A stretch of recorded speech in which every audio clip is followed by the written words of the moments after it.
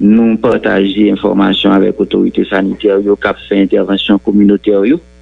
Nous-mêmes, nous très alarmés par rapport à tendance ça, et qui selon nous-mêmes, mais les autorités sanitaires qui sont capables de confirmer ou pas, qui selon nous-mêmes a traduit et en certaines progressions de phase épidémique et vers peut-être des jours et qui est capable de paraître plus grave et par rapport à mesures de protection et population en général, certaines fois qui manifestaient incrédulité et qui pas vraiment appliquer des mesures communautaires de distanciation et de lavage des mains et autres. Nous-mêmes, nous pensons que c'est un très mauvais signe pour l'évolution pandémique. Daniel Darius, question pour Dr. Augustin. Justement, Dr. Augustin, est-ce que catégorie Mounsayo qui arrivait, qui succombait près de 3 heures avant et après que vous commencé prise en charge là, est-ce que nous devons documenter si c'est des gens qui ont des prédispositions, mais des comorbidités qui fait que yo pas qu'à résister à virus là, ou bien c'est des gens qui étaient incrédules, qui tapent traîner pied, qui ont des douleurs et qui a peut traîner pied et en attendant que le virus là qui a fait tout dégâts ça dans le corps. Est-ce que nous devons documenter ça? Et moi, pas fin de toutes questions nettes. Daniel demandé, est-ce que c'est des gens qui ont des comorbidités? Est-ce que c'est des gens qui ont dit bon ou quoi c'est Covid, c'est pas Covid, qui n'ont phase, qui étaient détériorés avant à l'hôpital? C'est ça, Daniel, et pour demander au docteur. Et dans 11 personnes que nous dénombrons, il y a seulement 2 qui apparaissent avec des comorbidités. Seulement 2. Tous les autres 9 personnes, ce sont des gens très jeunes, 36 ans, 32 ans, 31 ans, 25 ans, qui apparemment sont en bonne santé. Ce sont des gens qui marchent eux-mêmes, ils viennent dans le centre avec force. Et étonnamment, et le où fait évaluer justement nous en contact avec des collègues et médecins à New York, en Italie, qui étaient déjà alertés nous sous et tableau ça que nous sommes décrire. C'est pour me dire c'est presque un signe et pathognomonique, ça veut dire un signe clair que mon ça c'est Covid que le gain. Cependant, puisque au niveau de nous-mêmes en Haïti, autorité sanitaire est supposée confirmer par un test, mais selon littérature et qui partagée avec l'expérience de notre collègue, maladie Covid, là, justement, bon, pas rentrer dans tout mécanisme physiopathologique qui fait ça, lui permettre que justement, le niveau d'oxygène va descendre sans qu'on va sentir ça. Il y aurait les malades, ça, happy hypoxique. Ça veut dire que ce sont des gens qui ont une hypoxie qui presque mourir à parler dans le téléphone, il y a un monde. C'est-à-dire que façon pour qu'on ait justement comment et si pendant ou même là, Daniel, qui posait une question que ou pas comme ça, c'est un statuomètre que pour gagner. D'ailleurs, il fait expérience là dans l'autre pays justement, côté que il check niveau saturation oxygène même si mon a présenté aucun symptôme ou autre. Donc, mon doit passer la marche avant, ou doit checker saturation. Si, par malheur, ou tu as joué une saturation inférieure à niveau normal que le supposé, ça sont monde qui t'a supposé investiguer rapidement pour Covid. Est-ce que, docteur, tout le monde qui était venu, 11 personnes, et en plus de problème oxygène, il y a la fièvre. Et il y a plusieurs côtés au souligné, il y a des gens qui ont la fièvre, qui disent que ce n'est pas COVID-19 qui est, mais il y a la fièvre dans la prison par exemple. Et dans d'autres côtés, au souligné, il y a un peu de monde qui a la fièvre. Est-ce que 11 personnes, il y a une fièvre?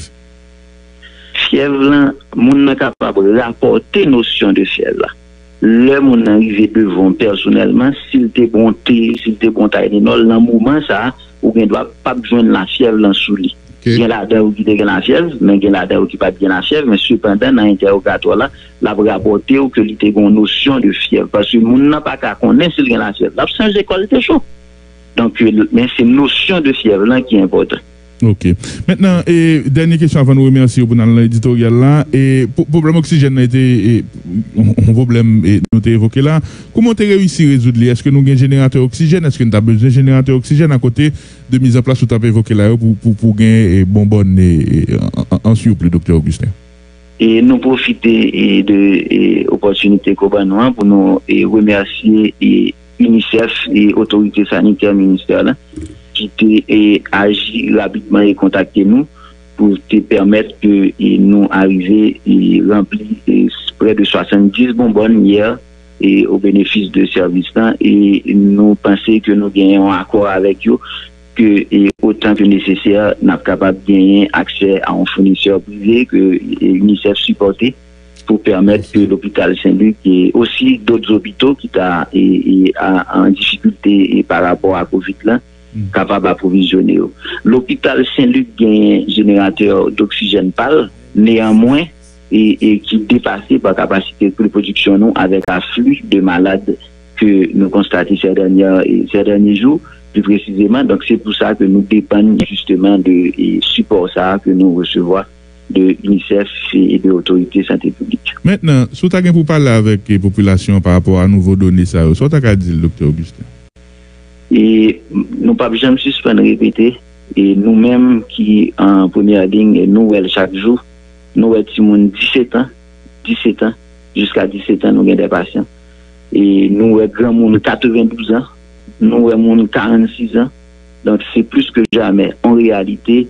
Et nous-mêmes, nous avons renforcé les mesures que les autorités sanitaires ont projetées.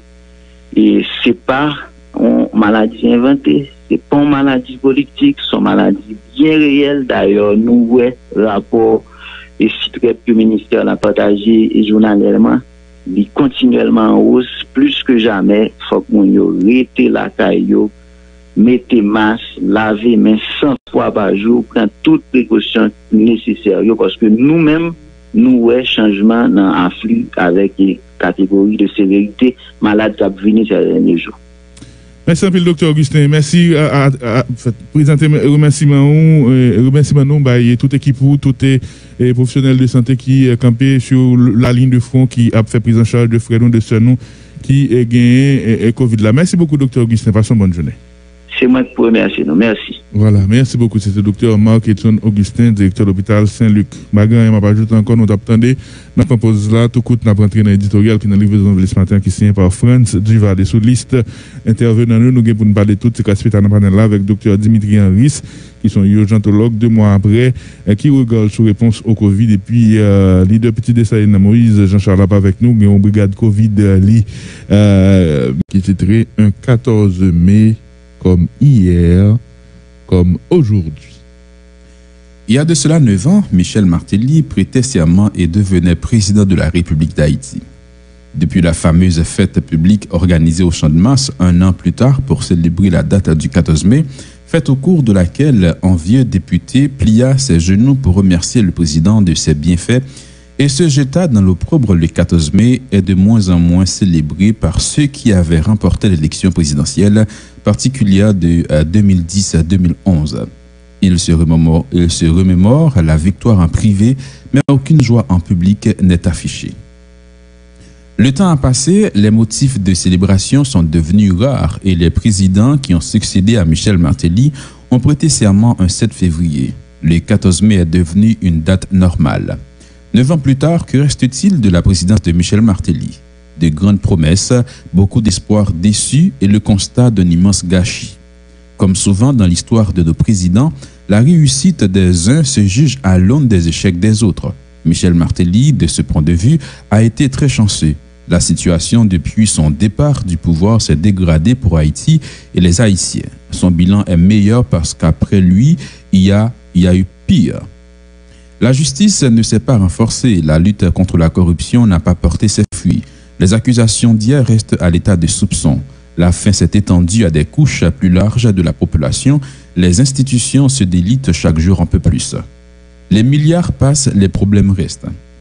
De 2011 à 2020, quelle est la route, le projet d'infrastructure ou le levier de développement qui a été achevé, accompli, renforcé? Quelle réussite indiscutable pouvons-nous célébrer? L'éducation, la santé, le tourisme, l'emploi, la sécurité, la diplomatie, la démocratie, les droits humains, dans quel secteur le pays a-t-il fait des avancées significatives? L'État, de 2011 à aujourd'hui, a pris plus de place, faute de mieux, pour donner de moins en moins de résultats. La philosophie politique de la décennie est le ségrenet institutionnel et le héros de nos tourments, le bandit légal. Michel Martelly a été choisi par les États-Unis d'Amérique pour empêcher René Préval de bâtir une lignée politique et de choisir son successeur en la personne de Gilles Célestin. Pierre Liopon, directeur général, puis président du conseil électoral provisoire, avait confessé les faits. Il est trop tôt pour faire le bilan définitif de cette décision. Il est impossible de savoir si l'histoire aurait été autre pour le pays avec une autre issue à la première élection présidentielle de la décennie. Mais on peut déjà dire que cela aurait pu être mieux pour Haïti. En 2011, on avait l'enthousiasme d'une nouvelle équipe, les milliards de la reconstruction d'après le séisme, les milliards de Petro-Caribé et les milliards des taxes de plusieurs années de croissance de l'économie après le 12 janvier 2010. Tout a été galvaudé, ne reste que les scandales et le goût amer de l'échec. Comme souvent dans l'histoire de nos présidents, la réussite des successeurs est impossible après les catastrophes laissées par les prédécesseurs. Franz Duval. Merci un pile, Darius, pour lecture là. Nous avons établi contact avec Franz Duval pour le décryptage de l'éditorial qui est dans Livraison Nouvelliste matin 14 mai, comme hier. Comme aujourd'hui, Dominique fait nous signe que FD en ligne. FD, bonjour, comment ça va? Bonjour Berson, bonjour Daniel, bonjour Geoffroy, bonjour chaque auditeur, chaque auditrice magique. On plaisir pour l'ensemble matin. Nous bien content de hier, le 14 mai, ça fait 9 ans depuis Michel Martelly était prêté serment pour le président de la République d'Haïti. Tout à fait. Après une élection qui était très longue, une élection qui était faite sur 2 années, 2010-2011. Et nous sommes les résultats décembre 2010, qui fait au paquet par l'Empire, il a corrigé les résultats. Et après ça, le président Martelly vient monter le passé comme président. Maintenant, tu as fait qui fait 14 mai, tu as depuis que tu métagé, non, ça te font pas l'Empire, mais depuis là, 14 mai. Depuis que tu es dans le nord-est. Oui. Depuis ton petit Jean âgé, oui. Tu as métagé, nous, ta première président. Enfin. Ça a tout fait, c'est gâté fait là, ça a été surtout, tellement tout le monde est en mode, des députés, et depuis là, nous avons dit que pas vraiment une célébration de date 14 mai qui était à date d'arrivée au pouvoir de président Martelly. Et si il y a une célébration, elle est faite en privé, on va attendre de parler de eux en public. Vous posez une question, 9 ans plus tard, que reste-t-il de la présidence de Michel Martelly? Bon, c'est comme ça, oui, ça France. De côté fond bagarre, après ça fait bilan. Bilan, je veux dire, c'est qui s'allier, qui s'accrété, qui s'acquis solide, qui nous venons là, je me dis vraiment, son bon bagage. Nous dit de grandes promesses, beaucoup d'espoir déçus et le constat d'un immense gâchis. Bon, c'est ça lié, parce que quand nous songeons le contexte là, nous avons sorti en bas tremblement de terre, nous étions enthousiastes, nous avons reconstruit le pays, et nous avons une nouvelle équipe jeune, dynamique, et qui était pour un pouvoir, nous avons plus d'espérance solide, mais l'espérance que c'est reconstruction post-séisme, que c'est les milliards de Petro-Caribé tout qui ont annoncé que pas le font pile travail, nous avons pile contrat signé, mais je dis là, regardez ce qui se passe avec tout comme ça, il ne reste pas grand-chose. Mais histoire de montrer nous des présidents comme ça, et ils ont chance parce que ça vient après, et ça fait plus mal, la vie plus mal. Chaque président ici, chaque fois est bon, c'est négatif pour là, pas bon, bien moins bon. Mais de ce point de vue, le président Martelly a pile chance. Le président Martelly